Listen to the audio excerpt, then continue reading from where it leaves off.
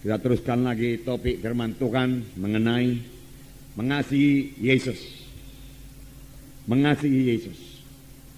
Kita melihat lagi ciri-ciri dari anak Tuhan yang mengasihi Yesus. Ada tanda-tanda dari anak-anak Tuhan yang mengasihi Yesus. Apalagi kalau dia mengasihi Yesus dengan segenap rohnya, dengan segenap jiwanya, dan dengan segenap kekuatannya.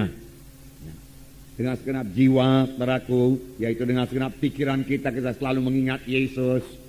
Dengan emosi kita rindu kepada Tuhan Yesus, saudaraku. Dan dengan kehendak kita memang kita suka mengasihi Tuhan Yesus.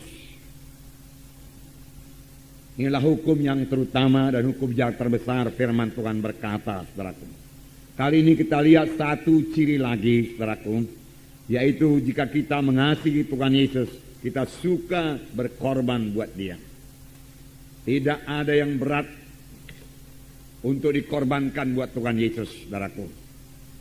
Sebenarnya, saudaraku, korban kita itu dibanding dengan kasih Tuhan tidak akan pernah sebanding. Tuhan telah memberikan kasih-Nya yang luar biasa kepada kita. Bahkan pada waktu kita masih dalam dosa. Buku 1 Yohanes 4 ayat 19 berkata, kita mengasihi karena Allah lebih dahulu mengasihi kita. Kita patut mengasihi Tuhan karena Tuhan telah lebih dahulu mengasihi saudara, mengasihi saya. Dia mengasihi kita, saudaraku, dengan menggantikan kita dihukum supaya kita jangan dihukum. Dia dijadikan dosa supaya kita jadi kebenaran. Dialah substitusi kita, ganti kita. Itulah sebabnya kita diselamatkan oleh Tuhan Yesus. Dan sesudah selamat, Tuhan mengangkat semua kutuk dosa daripada kita dan memberikan kepada kita berkat Abraham. Sehingga kita berada sebagaimana kita ada sekarang. Saudaraku, kita patut mengasihi Tuhan kalau kita ingat dari mana kita dahulu diangkat oleh Tuhan. Dari kematian rohani. Firman Tuhan berkata, dahulu kamu mati oleh sebab segala kesalahan dan dosamu. Kita berjalan dalam kegelapan, tidak ada iman, tidak ada pengharapan, tidak ada hidup. Inilah yang paling parah, tidak ada hidup yang kekal.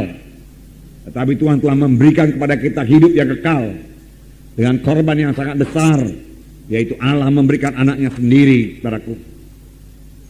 Karena Yesus, saudaraku, dosa kita diampuni, saudaraku, dan Tuhan memberikan lagi kepada kita Roh Kudus yang memimpin kita pada segala kebenaran, pada segala kebenaran.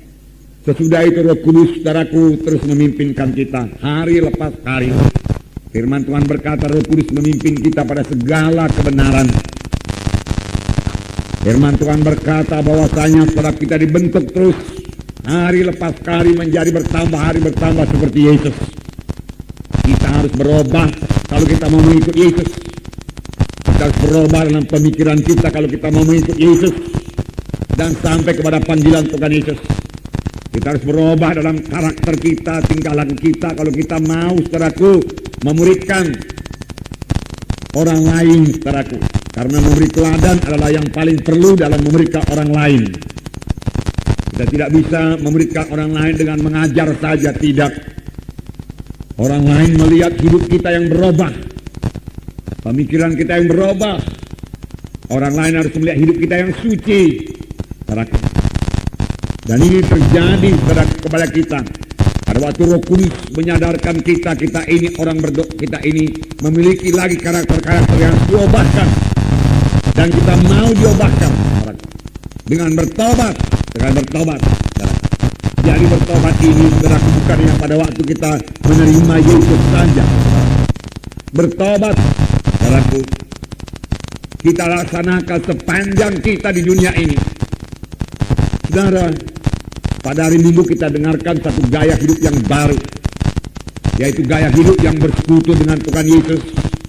Gaya hidup, saudaraku, yang berkata-kata dengan Tuhan Yesus, saudaraku, selalu. Gaya hidup berdoa, gaya hidup yang mengingat Yesus, saudaraku. Saudara, satu lagi, saudaraku, saya tambahkan kepada saudara, gaya hidup bertobat. Apa, saudaraku? Gaya hidup bertobat. Kapan Roh Kudus, saudaraku, menegurkan ada sesuatu dalam hati kita yang tidak turut dengan kehendak Tuhan, segera kita bertobat, kita tinggalkan.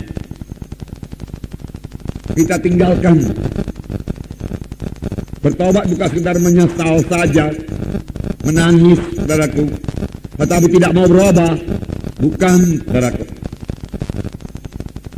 Banyak, saudaraku, penjahat-penjahat, saudaraku, pencuri, perampok yang ditangkap oleh polisi, kemudian dimasukkan dalam penjara, dia menangis. Dia menyesal, bahkan dia menyesal. Tetapi dia sama sekali tidak mau meninggalkan, saudaraku, kejahatannya itu. Sesudah keluar dari penjara, dia kembali. Kalau ada kesempatan, dia kembali berbuat kejahatan. Saudaraku, yang diminta Tuhan daripada kita berubah. Berubah, itulah bertobat. Supaya kita, saudaraku, bisa dibentuk menjadi sama seperti Yesus. Tanpa kita mau berubah, saudaraku, tanpa kita mau bertobat sungguh-sungguh, saudara, dan tidak akan sampai kepada maksud Tuhan. Dan kita tidak bisa memuridkan, saudaraku. Karena memuridkan, saudaraku, perlu teladan. Karena saudara tentunya di kelompok sel itu memuridkan, saudara. Memuridkan itu, saudara, tidak cukup dengan mengajar saja. Tapi orang harus dapat membaca hidup saudara.